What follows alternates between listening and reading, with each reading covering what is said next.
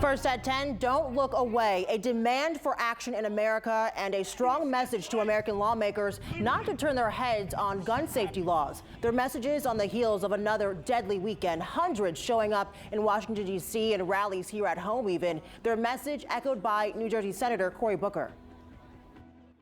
You cannot have liberty when you're chained to fear that your school or your mosque or your synagogue or your park or your church or your grocery store can become a killing field.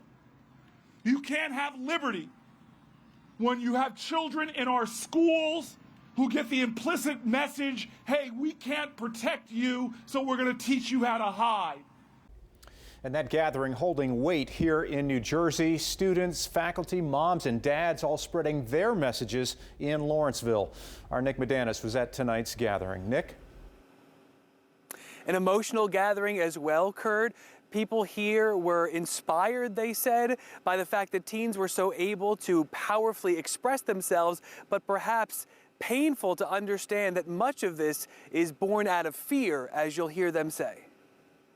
How dare they preach leadership as they sit comfortably watching the massacre of our youth? We want to live and dream in a world where we don't have to rely on luck to survive. As children learn math and reading, they learn which objects to throw at an intruder. And tonight, these students are dealing with the trauma of America's most recent string of mass shootings. Anywhere you go, you're looking for some sort of exit. After Uvalde, they needed a release. Feeling a lot of various emotions, upset, frustration, powerlessness, exhaustion. And she says fear. A lot of kids are afraid to go to school, or, I feel fear almost every day. Many have felt on edge since the horror in Texas, but that also includes the teachers. I would say the day after, they were a little shaky and edgy, but so was I. A lot of us just couldn't read the news that day, but the next morning we all came in kind of fired up about it, the kids as well. The kids now say they talk about shootings maybe a couple times a week. Because it's just so relevant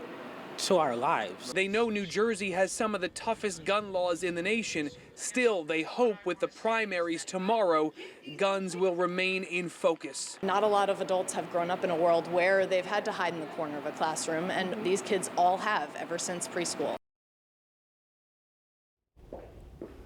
And Nick, as we understand, as this was happening, there was a threat at a nearby school? Yeah, Kurt, a teen has been charged for a social media threat against the West Windsor-Plainsboro School District, though police have said tonight that threat, Kurt, is not credible.